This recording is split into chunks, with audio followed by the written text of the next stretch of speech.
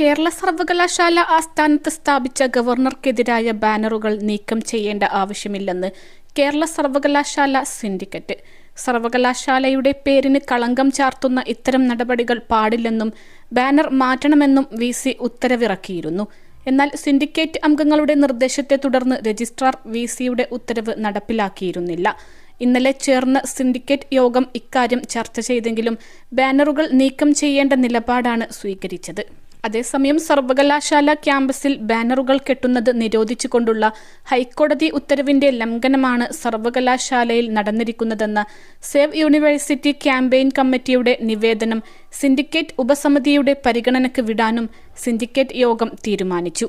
സെനറ്റിലേക്ക് governor നാമനിർദ്ദേശം ചെയ്യേണ്ട വിദ്യാർത്ഥി പ്രതിനിധികളുടെ പാനൽ സർവകലാശാല സമർപ്പിക്കാത്തത് സംബന്ധിച്ച് സിൻഡിക്കേറ്റ് അംഗം ഷിജു ഖാൻ നൽകിയ കത്ത് സിൻഡിക്കേറ്റിന്റെ പരിഗണനയ്ക്ക് വെച്ചില്ലെങ്കിലും വിഷയം യോഗം ചർച്ച ചെയ്തു. വിഷയത്തിൽ ആദ്യം മറുപടി പറയാൻ VC വിസമ്മതിച്ചു.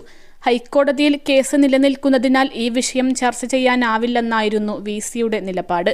എന്നാൽ പിന്നീട് സെനറ്റ് തെരഞ്ഞെടുപ്പിന് സർവകലാശാല തയ്യാറാക്കിയ മെറിറ്റ് പട്ടിക ചാൻസലറായ ഗവർണർക്ക് നൽകിയിട്ടില്ലെന്ന് സിൻഡിക്കേറ്റ് യോഗത്തിൽ VC വ്യക്തമാക്കി.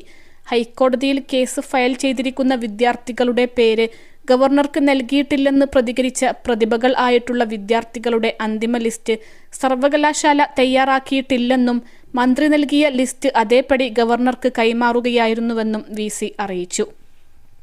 +2 ഡിഗ്രി കഴിഞ്ഞവർക്ക് വേൾഡ്സ് ഫസ്റ്റ് AR/VR ക്ലാസ് റൂമിലൂടെ സ്മാർട്ട് ഫോൺ എഞ്ചിനീയർ ആവാം. കൂടുതൽ അറിയാൻ വിളിക്കൂ ബ്രിഡ്കോ ആൻഡ് ബ്രിഡ്കോ.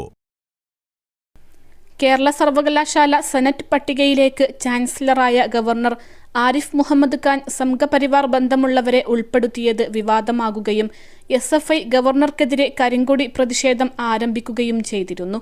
സർവകലാശാല തയ്യാറാക്കിയ പട്ടിക VC നൽകാത്തത് ചാൻസലറുടെ നിർദ്ദേശപ്രകാരമാണെന്നും SFI ആരോപിച്ചിരുന്നു.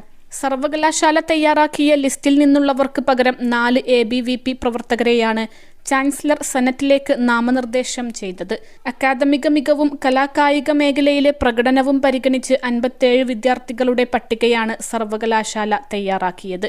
ഈ വിദ്യാർത്ഥികളിൽ നിന്ന് സെനറ്റിൽ പ്രവർത്തിക്കാൻ താൽപ്പര്യമുള്ള 8 പേരുടെ പട്ടിക വൈസ് ചാൻസലർക്ക് നൽകുകയും ചെയ്തെന്നും എന്നാൽ VC അത് ചാൻസലർക്ക് കൈമാറിയിട്ടില്ലെന്നുമാണ് SFIയുടെ ആരോപണം.